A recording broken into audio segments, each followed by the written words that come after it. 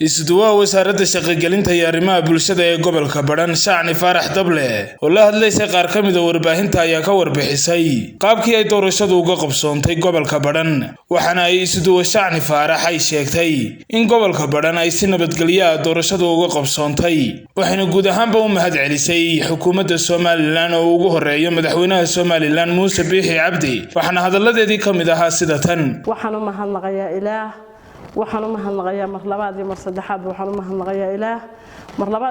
labaadna waxaan u mahadnaqayaa ciidanka dalka oo ah ciidan aanan ka sheekayn karin siday u ilaalinayeen ummadooda dooranaysa maxaan ku iraadayay laba doorasho oo isdul saaran oo golo degaan iyo baarlamaanka ah oo aan laga sheekayn karin culayskeeda iyo waxa ay leedahay qof kasta oo reer Soomaaliland waxaan u rajaynayaa inuu taa arko inuu Ilaahay u mahadnaqo waxaana ka codsanayaa qof kasta oo hawsha tan ama codeynayay ama campaigner aha ama xildhibaan aha inuu Ilaahay u mahadnaqo waxay ahayd intaan doorasho ka shaqeynayay waxa dhici karta ilaa 2008 inaan doorasho ka shaqeynayay doorashooyinka ka dhaca gobolka Badhan inaan ka shaqeynayay waa doorashadii iigu culays badnayd iguna farxad badnayd waxaan leeyahay marka halka taa doorashada waxaan uga mahadnaqayaa Ilaah ku soo gabagabowday ku soo dhamaatay nabadgelyada ilaa Saylac ilaa Badhan ku dhamaatay nabadgelyada oo maanta aan la sheegayn hal qof oo dhaawaca oo meel yaala aan laga sheekaynayn waxaan kale u mahadcelinayaa mar labaad iyo mar saddexaad Ilaahay na soo inta soo doorasho aan qabanay maanta sida ay uga dhacday gobolka Badhan amba diiwaangelintii ha noqoto ama cod bixintii ha noqoto oo doorashadii ugu horeysay gobolka Badhan maxaa ku radaa daafaheeda ka dhacday ay tahay waayo laba madaxweyne iyo golo degaan oo horaan ka soo shaqeeyay waxaan ku qaban jirnay meesha la yiraahdo Hadaaftimo maantana waxay nooga dhacday gobolka Badhan taasoo ay suurto geliyeen ciidamada dalka oo aad iyo aad noo ilaalinayay oo amniga iyaga sugay taasoo maxaan ku radaa uu hogaaminayay gobolka Badhan wasiirka wasaaradda shaqo-gelinta iyo arrimaha bulshada iyo xogayaha madaxtooyada agaasimaha madaxtooyada Berbera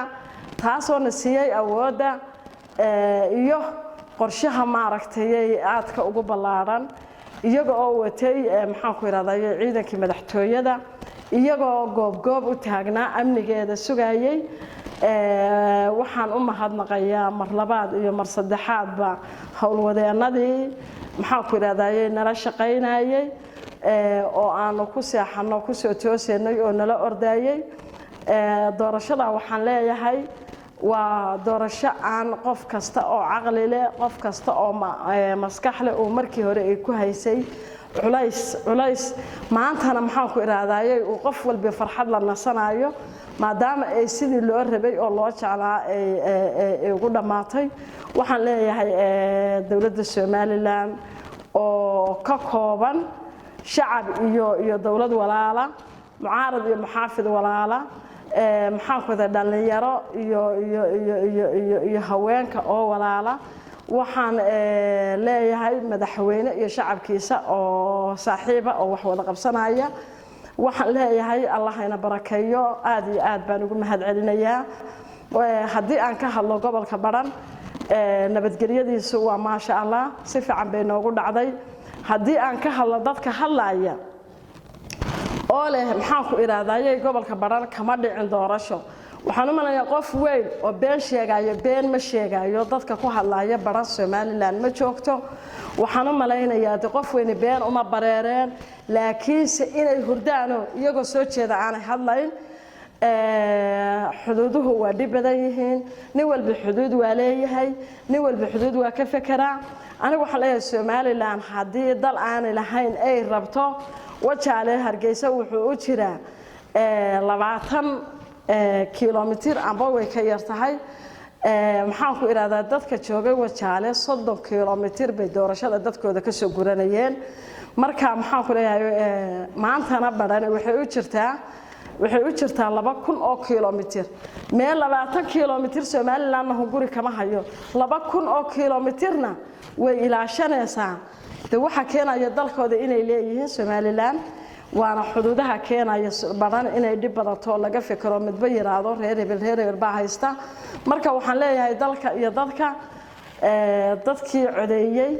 oo gobolka baran aad iyo aad bay mahadsan yihiin waajibka ay leeyihiin bay guteen